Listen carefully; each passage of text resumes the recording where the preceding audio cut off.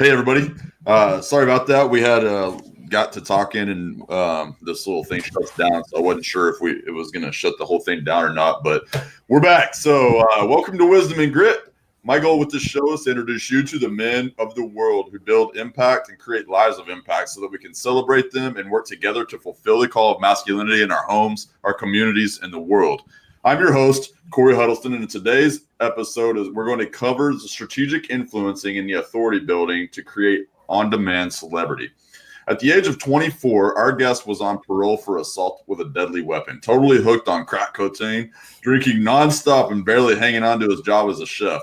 During a week-long bender, a blur of drugs, drinking, no sleep, and more drugs, he had a surreal encounter with a broken version of himself in a dingy bathroom mirror while tripping on acid, which led him to get help, and he has been clear ever since. Years later, at the age of 29, he got his first taste of entrepreneurship building fences, a skill he learned how to do on YouTube, and then went to create a very successful company that in the process led him to his love of marketing and influence. Since that time, he's gone on to own 5 different companies that are on par to make 8 figures this year, and he employs a dedicated team of 25 that just get it done. He is an accomplished serial entrepreneur with vast advertising and marketing and business growth skills. Please help me in welcoming the one and only Donahue, aka Bobby Stocks. What's up, brother? Hey, what's going on, man?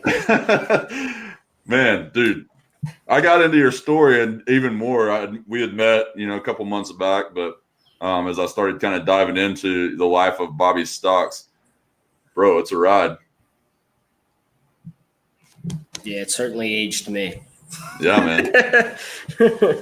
Well, I can tell it's fascinating to me because you didn't start out in entrepreneurship, or even I don't even know if that was something that was on your horizon as some kind of an outcome earlier in life. Drink or drug or anything since that moment. Wow. Yeah, and I went out, I reached out to some people I knew had gotten help in the before me that I used to party with that were like suddenly disappeared from the party scene. And that really like started my awakening, the awakening to like, who am I? Yeah. Because I really I hadn't matured. I started drinking and doing drugs in 5th grade, right? Yeah. So that whole stretch of time, it was just, who am I as a man? What do I want out of life? All that, like, just was non-existent. Yeah, that's super interesting, man. I actually made a post earlier this morning to that same kind of regard, is that, it's impossible to be able to get help or help yourself until you come to the end of yourself. And it's like that totally I visualized that as you were saying that, because I had, not in the pen, but I spent time in jail. I made a lot of bad mistakes, did some stupid stuff, and it was when you come to the end of yourself and you're like, man, there's got to be more to life than this, and I see it over and over again. A buddy of mine was telling me the other day that, basically if you're a lifeguard, in a swimming pool or whatever else, if you try to go in and save somebody who's drowning when they're flailing all around, they will actually take you down with them. And so like inside of the training, they actually will tell you don't engage that person until they're out, probably unconscious or whatever else, but they're out of energy and they're not flailing around anymore. They're at a place of, just they're at the end of themselves. And that's the only time that you can actually go out and help somebody in that scenario. It's been such a powerful awakening for me, or an awareness, because, I know your heart, or at least from what I can tell, but you have this desire to help people kind of, not go down the path that you went down there, but then also how do you help them get beyond that and all the success that you've seen lately. That's such a huge point of that, because when we want to help people, right, we can't make them do that, right? Yeah. So, and that's probably one of the most frustrating things as someone who is doing it. Kyrie says, "What's up, Kyrie Oliver, man? What up? What's up, dude?" So anyway, man, that's awesome. So later on down the road, and if there's something in between that you think is relevant to this, but I just want to really set a clear picture about moving forward and then getting into the whole Donahue story, because I think it's relevant. But when you got started out in entrepreneurship, you'd already been, cooking food for a while and not really recognizing the path that was going to take you down, working all the time and low pay. you something. Let's tell the story about the building the fence, and then kind of where Yeah, that went. so I got sober in 2008. 2012 is when I left the restaurant business, and basically between that period of time was like, I got into self development. I started really examining my life, the things I had done to people, the reasons why, my fears, all that stuff. Had started going back and cleaning up some of that stuff that I had done, and paying back people I robbed and all that, making amends for my life, trying to get a clean start. And I think all that was really like the preparation that was needed. I started to come awake to, I want more out of life. Yeah. I love to cook. That's great. I want more pay. I want more freedom. I want more, feeling of creation. And like I said, got super involved in all types of stuff. 2011, I started listening to guys like, Tony Robbins and Chet Holmes, and, really started getting into that. Like, could I create something on my own? Around that time, I actually started a little side business, catering business, and started to see how much more money I could make. I would have 1 gig a month, and I'd make almost 75% of what I would make from my, I was a head chef, so I was getting paid like 60 G's a year. And in that 1 5-hour period, I'd make almost the same amount of money as the full-time gig. And I was like, man, and pay some other people and have some help. So I started really getting like the urge of there's a better way for me to do this and enjoy what I'm doing. So I ended up leaving. I quit the job, had no idea what I was going to do with myself. Knew I was faced with the reality of like, I probably can't get another job. Right. And I actually like tried and I couldn't. Like I remember I got turned down to work at in the kitchen as like basically a prep cook in a hospital for like $11 an hour, and they turned me down because of my criminal record. Like, and that's when I knew I was like, I basically have no choice but to make this entrepreneur thing work. Because to give you some context, I was a head chef of a very prestigious country club for 9 years straight. Did the weddings for the owners of Mars bars. Worked directly with the Rockefellers, like crazy rich people. Yeah. And I'm like, I can't even get a fucking job at a like community hospital making $11 an hour when they see my record. So basically I bought a dog, I'm out of a job. I quit the job with the hope and intention that the universe is going to deliver me something greater for myself. I mean, I was jacked up on Tony Robbins, man. Like I was like, dude, walking on coals and all that. Yeah. I was like, I mean, looking back on it, how crazy this was. And cause I had a house, like I had a mortgage, I had all this shit. And I was like, I'm just going to, walk on water, and I'm going to just quit with no plans and make this thing work. Right. And it quickly was like, and I don't know, randomly I bought a dog. This was in the early spring of 2012. So I officially left the restaurant on January 2nd. Fast forward to like, I think it was the end of February, something like that, March. I buy a dog. And really I just bought the dog out of some crazy idea. Like I just had some like crazy idea that if I bought a dog, I'd somehow be happier in my depression. And I always joked that like I must have heard some sort of like, country song about a depressed dude and his dog. I don't know. Right. And so I buy a dog, never owned a dog before. I get a blue-nosed pit bull. Definitely not the best dog to get if you've never owned a dog before, because they're hyperactive. Yeah. And at that point, my girlfriend, soon to be fiance, she was my fiance at the time. she was just on me. She's like, got to build a fence for this dog. This dog needs to exercise, blah, blah, blah, blah, blah. And so I built a fence for the dog. A buddy of mine joked and said, let me guess, you're going to start a fencing company. And that's how I got into entrepreneurship. And so just to kind of take that back a step, you went and learned on YouTube, right, how to build that fence. That wasn't something you knew how to do just randomly. Yeah, so it actually started out even before YouTube. I was sharing with a buddy of mine that I had no idea how to do this fence. Yeah. That Rachel was like on me, and I just kept giving excuse after excuse, but really I was like, I don't know what the fuck I'm doing. And I was telling him to my buddy, and literally a guy standing next to him, turns out he owned a fencing company. Oh, wow. And he overheard it, and he's like, dude, I have literally owned a fencing company for 20 years. And he's like, it's actually pretty simple. And on a napkin, he drew out what materials I needed and how to do it.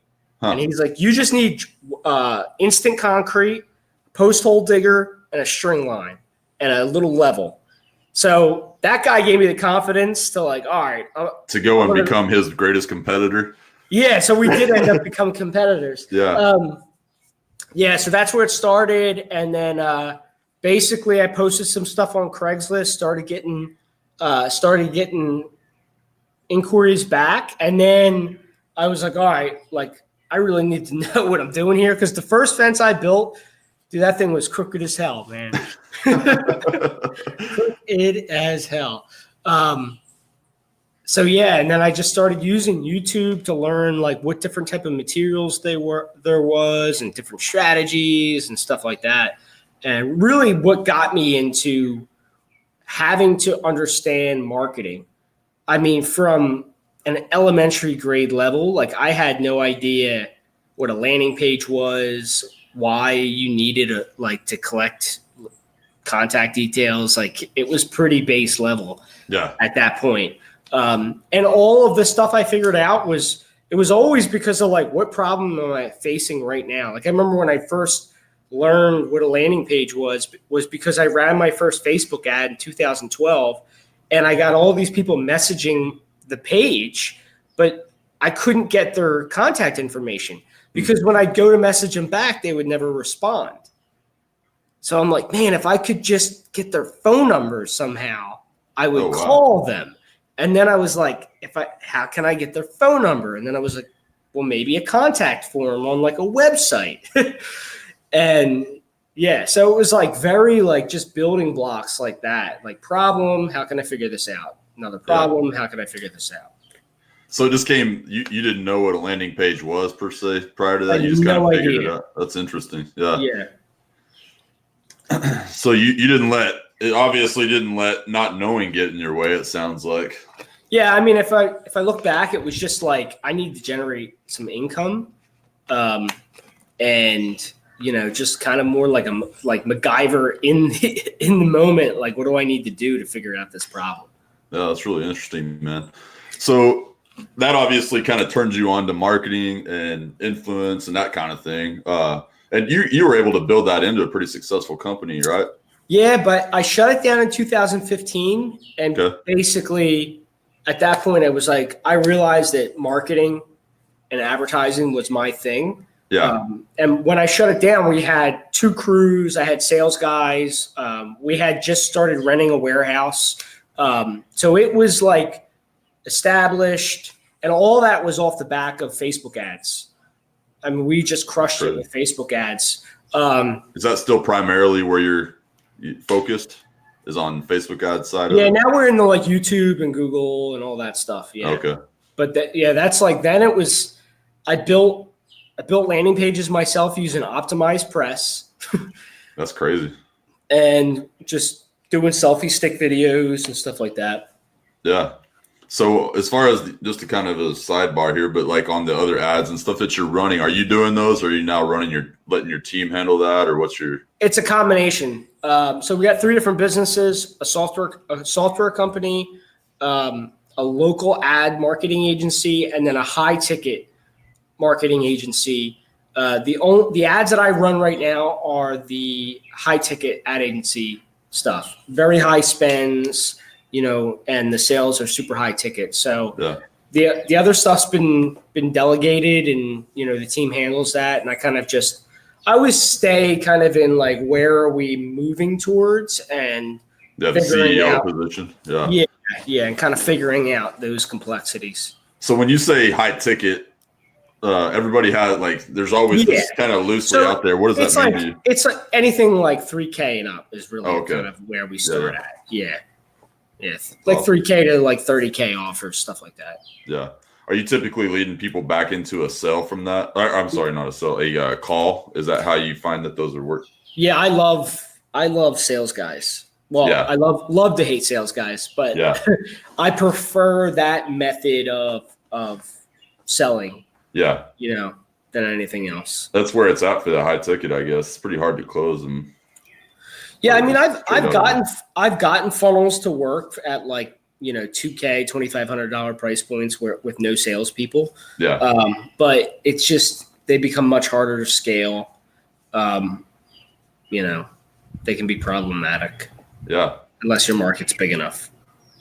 So, man, that brings us into the kind of this next chapter of this interview is like, and really the point of the interview along the way. And thanks for going through that with me. I really wanted to paint the picture for everybody listening as to kind of your story into that. But Donahue, man, was this just some guy that came to you as a result of your acid trip, or was it like first your alter ego, or what's going on there? It was 2011. A buddy of mine, who's now also in the internet marketing space, a good friend of mine. We basically were just trolling a friend of ours. Yeah. And we told him that we had started a business called the Donahue Job Site. And he was just like, basically what it was a mining company. And we were buying plots of land and mining for pay dirt. And just random stuff. So anyway, what happened was we just constantly would talk about it. We would talk about the great opportunity, tag him in it, and take selfie photos of us like on construction equipment. So whenever we would be driving around, if we randomly saw like a forklift that was parked, we would just pull over. I'd get in the forklift, and he'd take a picture of me. And what started to happen was, by consistently posting this, people started to message me asking how they could invest in our new company. Interesting. Like just local people. Huh. And, it was like really odd. Like, I'm like, okay, like people are like seeing this opportunity, and we're just consistently posting about this opportunity, how amazing it is. Like just posting stuff that was over the top. Yeah. So fast forward to 2018, and we were running a mastermind in Vegas, and the mastermind is pretty much over when we were doing the big dinner out at the fancy, Vegas restaurant. Right. And one of the guys there, who's now like, he's got his own high ticket stuff, high ticket sales coaching stuff. Another guy from my area who was there randomly said, "Yo, do you remember that Donahue stuff you guys were doing back in 2011? And I was like, oh shit, yeah. And we were laughing about it, and we started talking about it, and we basically started breaking it down. Like, how did that thing take off? And now, like, looking at it from a far more educated place about marketing, psychology, human tribalism, all that stuff, reading all these books, I really saw the same principles in that and how it worked. So jokingly, he was like, yo, let's bring Donahue back as a guru. And I was like, this is great. And right there, people started posting in ClickFunnels group, just ridiculous stuff like Donahue, got me is getting me a 500% conversion rate on my landing page. What year was this though? This was spring of 2018.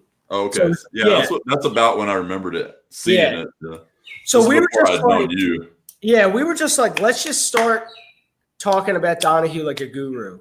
And we just really quickly built that to the point where, I mean, I had people, like legit people, messaging me, asking me who Donahue was, where they could get more information. Like when I say legit people, like top industry people. Yeah, in the marketing world. We're curious of it. And really what we saw was just basic, like, you know, if we break it down to some fundamental stuff. Yeah. Confidence, consistency, curiosity. And so recently we redoing Donahue, but for my software company, we've been calling it I Have a Revolution. Okay. And it works. It's just working the same way. And it's really just about creating status levels. So what made Donahue work and what made people really believe that there's this guru out there named Donahue and that like somehow you get access to him. So basically, if enough people talk about an opportunity with enough conviction and consistency, it doesn't matter how suspicious or skeptical the community is, they will start to buy into it. They will start to become curious about it. And what happens is it's kind of like Fight Club. Like we say, the only rule of Donahue is always talk about Donahue. Yeah. Never talk about anything specific. Right. Right. Keep it vague. It's crowded in mystery. Right. Or shrouded in mystery. Yeah. So people would message me and be like, dude, what's this Donahue thing? Like I give in, like I want to, like, who is he? What is he? Where can I find out more information? And I would say, look, I'll tell you about Donahue, but you have to agree to some very specific rules. And you have to agree to those rules before I even tell you. So if you can't deal with that, then I can't tell you anything. And they'd be like, all right, fine. So I create this status barrier, right? Do you want to be in the tribe or do you want to be out of the tribe? And ultimately people want to be in the tribe. And I haze them a little bit, right? If you look at like why hazing works, it's because of status, right? So you haze them a little bit, make them feel uncomfortable, let them in. And I would say, look, Donahue's a complete joke, doesn't exist. You know, there's no guru. If anything, Donahue's kind of me. And, you know, the only rule is always talk about Donahue. If you see people talking about Donahue, just chime in and say like the most ridiculous stuff. Like look at Donahue like the Dos Equis guy. Yeah. Right? And they're like, oh, this is great. I love it. So now you just given them status over everybody who doesn't know. Yeah. And they will ultimately creating the tribalism you talked about. Right. And they'll spread the same word. Yeah. So that's basically how it works and how it catches fire. And you can really you can create that into really any kind of business model. It's why mascot. Well, that was my next question. So let's talk about a business model. Let's say you're a donut shop, like probably the most overdone, business that's out there. I guess they do all right because they pop up all over the place. But those random donut shops, how could they take this concept and apply it and implement it? Right. So we've recently been applying this to a new rollout we have on our software side, and we've created a hashtag called I Have the Revolution. Right. And we created a series of things that you have to do in order to get access to these features. And nobody knows what the features are. So that's impressive because that's usually what. Right. So nobody has any ideas what the features are. And in order to get in, you have to find the key maker. Right. So I saw your post on that. I didn't understand it at first. Yeah, we have about it's spread. We already got 40 or 50 people in it now. Yeah. So we created all these almost like a treasure map to be able to get this thing, but they don't even know what the thing is. It's been established that there is status and demand for this thing. Yeah. Right. And because there's this pattern of having to get it, and it's really hard to get it, right? It creates demand. It creates like it's why guys lust after women, right? Yeah. And if they have them, they're wanting to lust after something else. It's the chase that people want, right? So that's been helping us grow the software without actually having to reveal what it is. That's crazy, man. So if I was like a donut shop, how I would do it is I'd have an incentives program that was coined a name, that was intriguing. And I would give it to my customers after they bought and say, we have an incentive program, but you're only allowed to invite people into this incentives program. Meaning they can't just walk through the door and get it. And here's what you get when people enroll into this incentives program. And then basically your marketing just becomes a curiosity play. Interesting. And if you're consistent about something, and it has a high status appeal to it, people will go crazy to get it. So you think it's pretty replicatable? Yes, because at first I wasn't sure. I wasn't sure if it was replicatable.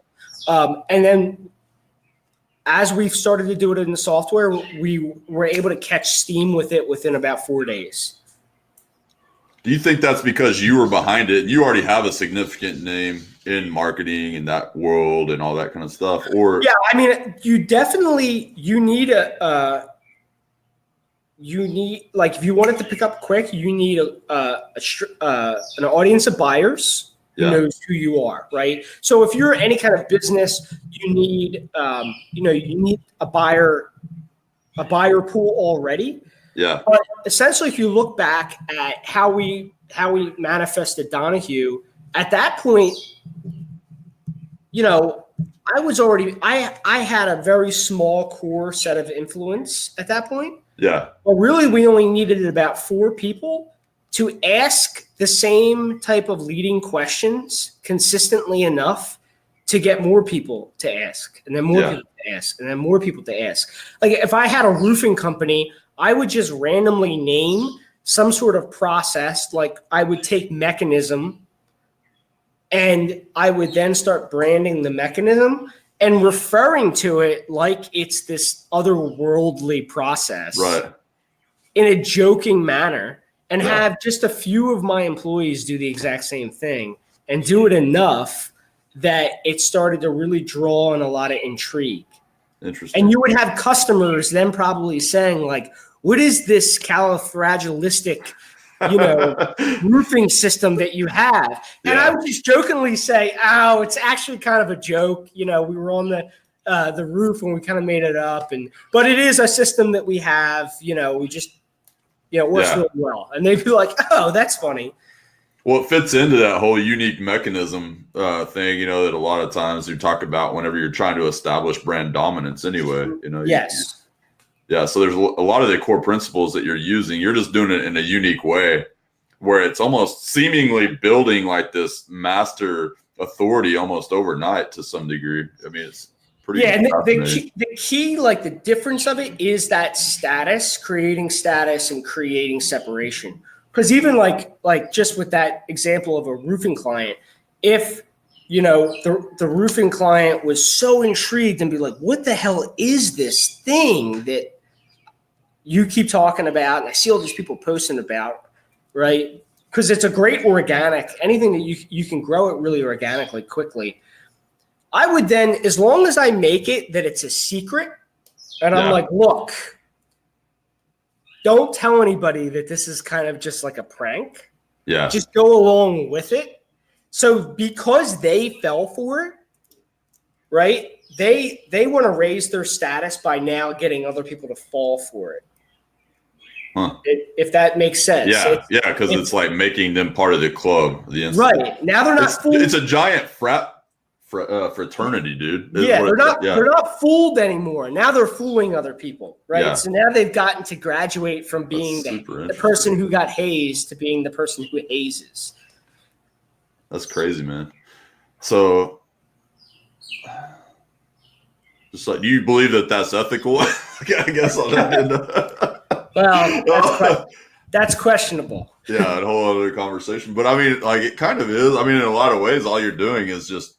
I mean, it's the same thing that we see across the board, like with people getting influencers to speak on their behalf, like on Instagram or something like that. Because I mean, at the end of the day, it's like, are you delivering a product that is real and has value?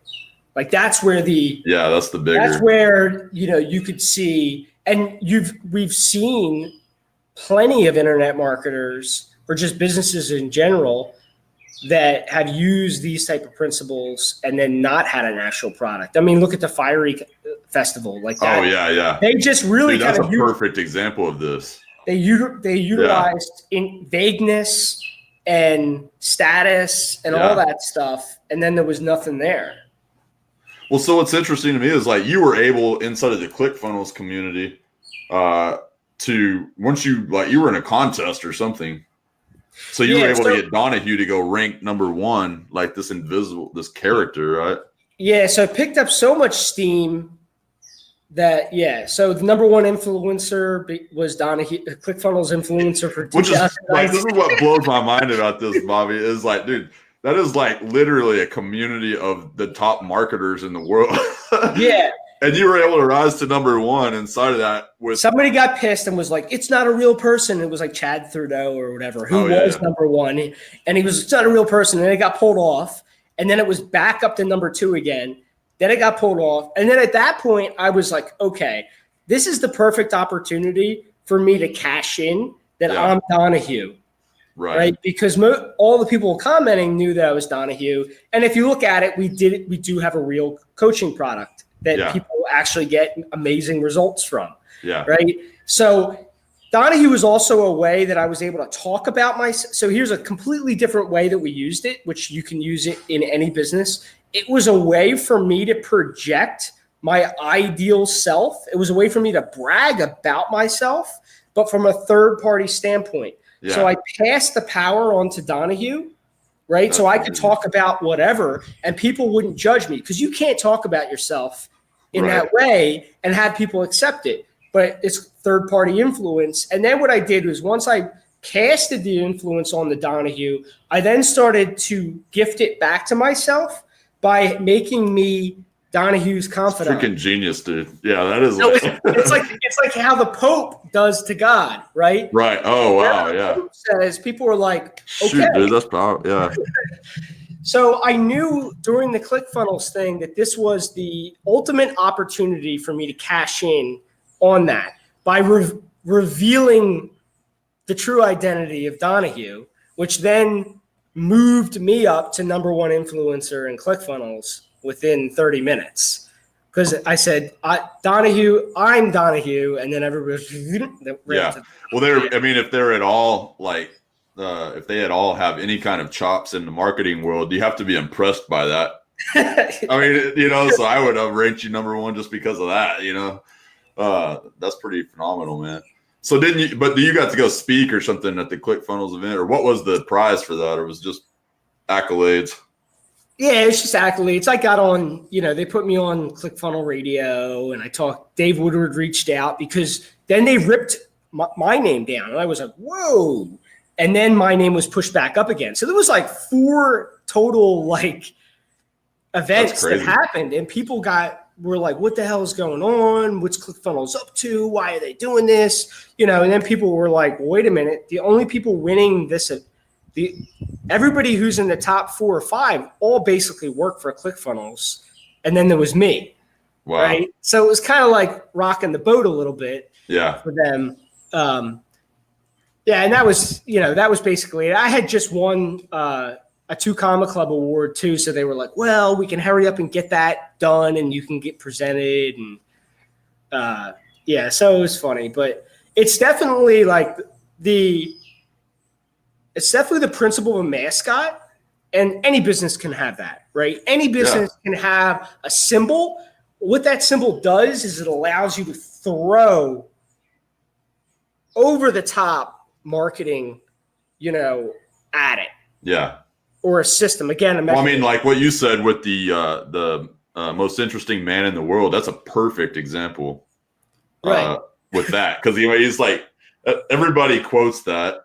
But he's not even real. He's an ideal, of Right. And he's just got the Dos Equis in his hand. So it's just like they're just able to push so much authority and positioning because it's just this fake thing, right? And because it's a fake thing, human beings' ego, their status, right? Because we're always jockeying for status and for who's the head of the tribe and who's not allowed. Because, if I side with somebody that's not allowed, or if I'm judged, or if people think that I'm bragging too much, I could get kicked out of the tribe, which means that the tigers are going to eat me and die, right? Because everybody's still functioning. You go from king to tyrant. Right. The human brain is not evolved. It's still there. It's still making split-second decisions based on, is it going to be kicked out or accepted in the tribe?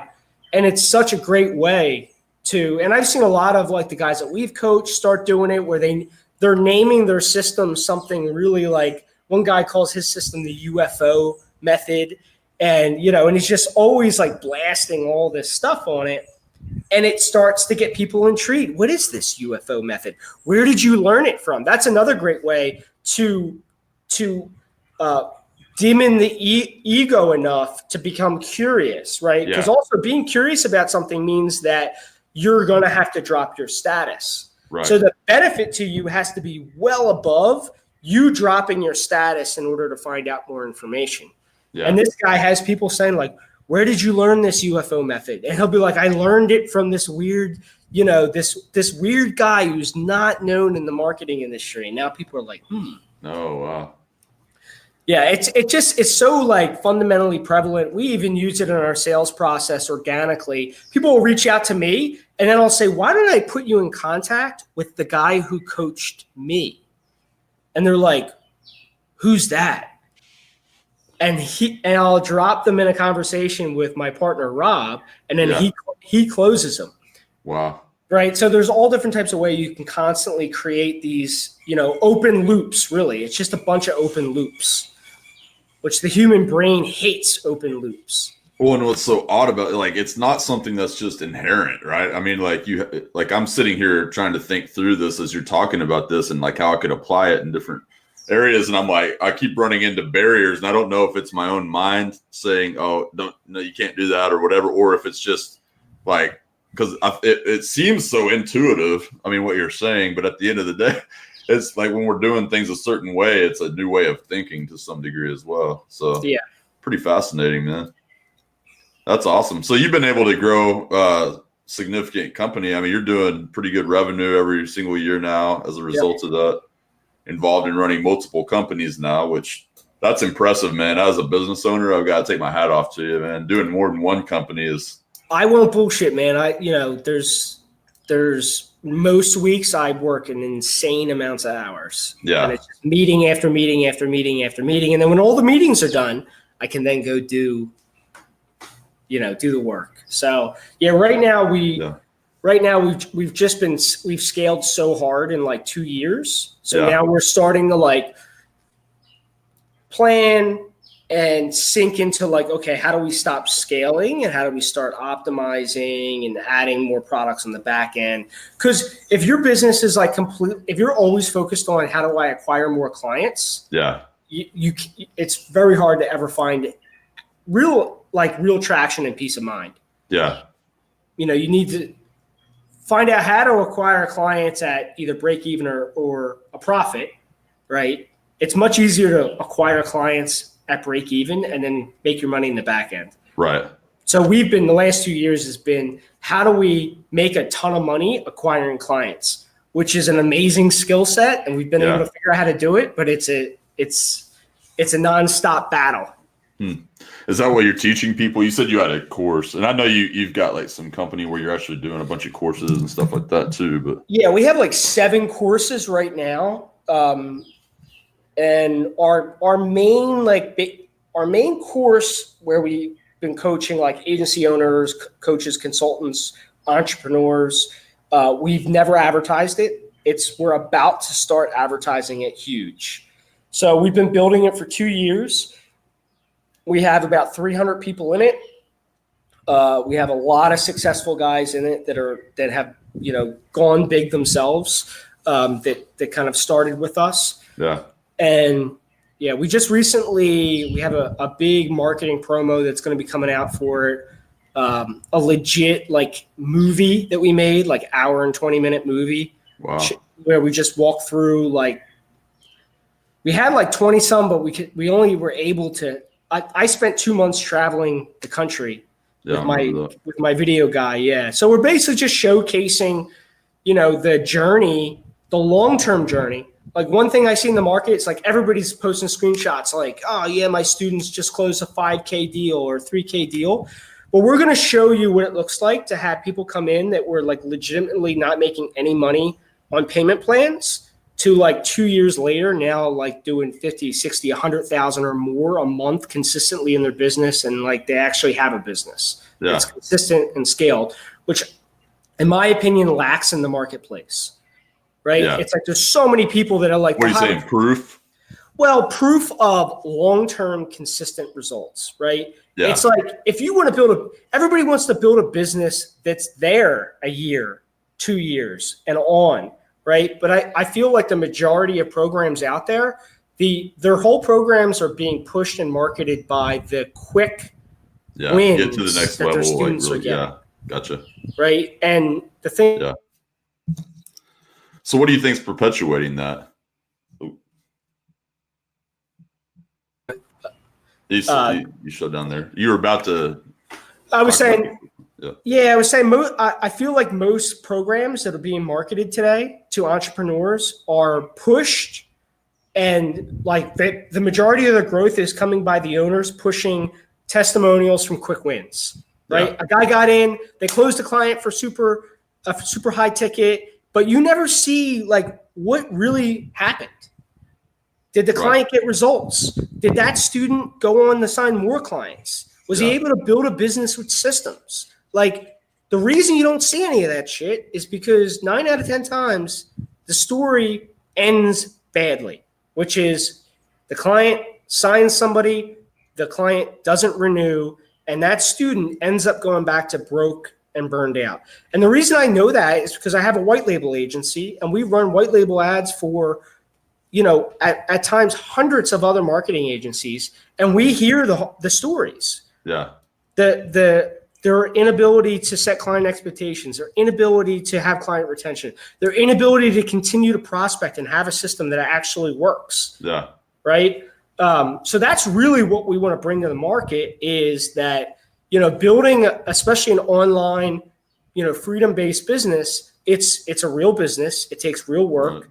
It takes addressing real parts of the 5 pillars of business, marketing, sales, delivery, retention, finances. And it's not something that can happen overnight. And sure, there are guys, like we have one guy that he had been in the selling lead gen space for years as an employee, quit in 90 days, built $100,000 a month business, and he's still maintaining that. It happens, but it's not, I'd rather get an opportunity to show people what it looks like to take somebody who was making $3,000, $4,000, $5,000 a month, and over the last 6 or 7 or 8 months has been able to grow slowly and consistently to a $20K a month revenue stream or $30K a month, right? I used to trade stocks as a side like hobby, and the best stocks always go up very slowly. Right? The worst ones go like this and then they crash. Because as soon as they go up, I used to be like, I'm selling and getting the hell out because I know what's going to happen next. Yeah. And I think that principle of growth, it's like a universal law. That's good stuff, dude. So are you in a comfortable position to be able to let people know where they can get that now, or are you waiting for your campaign to roll out? Yeah. So we take people on. If you go to my Facebook page and you scroll all the way to like the intro, and at the bottom it says LMM or LM Mastermind. Yeah. There's a little page there. It's got a couple old case studies on it. The name of the course is Ad Agency Hustle. And basically, we've been able to help copywriter, but anybody who's an agency coach or consultant. I mean, I got guys in there. We got one guy who has a roofing company. We've helped him scale up, and now he's got multiple businesses. He's kind of like taking me, and he's kind of surpassing me. They did $700,000 last month in one of their businesses, and it's just nuts. But it's because we teach. Not only do we teach marketing, but we're heavy on mindset. We're heavy on the fundamental. Critical, man. Oh, it's all about mindset, man. Like, it's nobody wants to buy mindset, and I don't sell mindset, right? I sell the tactics, and I give them what they need. Yeah. Sell them what they want, give them what they need. Sell them the tactics, and then once they get in, say, nah, dude, you don't need any more tactics. Yeah. Yeah, I think that's going back to what you were talking about earlier with some of the guys that are selling other services and stuff like that, and why they're not seeing successes is because they are selling the tactics only a lot of times. And it's like, it's not that maybe their information isn't valuable, but because they're not in a position to actually do something with it, whether it be a lack of belief in themselves, or whatever it is, along the way. So it's all, like they say, there's a couple different sayings I love, which is there's a lifetime of work in the man in the mirror, right? Like it never ends. Or, there's so many analogies. Peeling of the onion. Once I peel one layer, there's another layer underneath of it, right? Yeah. Yeah, dude. It's 100%. Well, man, this was an awesome episode. We had Steven Sheldon was saying, "Sup, dudes? Good show." What up? Kai Fideli, and I hope I didn't, or Fideli or something like that, but he's like, "Hey guys, here." He was joining us. Brandon Stewart said, "My man Stocks." We had Kyrie joining us, a bunch of other people. So, dude, you killed it. I appreciate you, man, coming on and sharing that, and love to get you back on sometime soon too, and kind of break down. I know you have so many components to your life and all that we could have gone down, but this was I mean, if your like main audience is around like men's work and stuff like that, like I exactly where it's at. I mean, I've spent years in Mankind Project, men's circles, doing all types of work like that. The amount of work I've done on myself to get where I have, I don't talk about it because most people don't want to buy that type of work, like serious, another man confronting you on your stuff and breaking down crying and stuff like that. And, that's what it's taken for me to move past all of the stories and the trauma and all the stuff that I did to myself, when I was abusing drugs and alcohol, man. Yeah. No, 100%. And I think, there's a shift taking place where, at least what I've seen, the overall, like the huge part of the market isn't looking for that. But for me and inside of Wisdom and Grit, that's not the kind of guys we're actually going after. I know it's going to be a small percentage, but it's going to be the right percentage, right? So, and I'm fine with that. So, yeah, I've eased a lot of guys in. I learned something in the recovery community that I've utilized, which is I meet them where they're at. Yeah. And then I introduce them to something new. Yeah. 100%, man. No, you're exactly on point with that. And you've walked the walk, man. I've been down that road with you. So it's good. Well, dude, so as far as where people can find you, get a hold of you, bobbystocks.com, I guess. Yeah, I'm mainly on Facebook. So got any questions, just shoot me a private message and, I'll find it in my other box and hit you back. Awesome. Gregory Giannakova, thanks for coming on, dude. I look forward to interviewing you next week. So, guys, thank y'all so much for taking the time to be on here. Bobby, I appreciate you, brother. It was awesome. And if you guys have any other people that you would like to see on the show, make sure that you message me with that, or if you make any introductions. Otherwise, thanks for being engaged inside of the group here at Wisdom and Grit. And, man, I appreciate you guys and really just look forward to seeing what you guys are capable of. Bobby, appreciate it. Talk to y'all soon. Yep.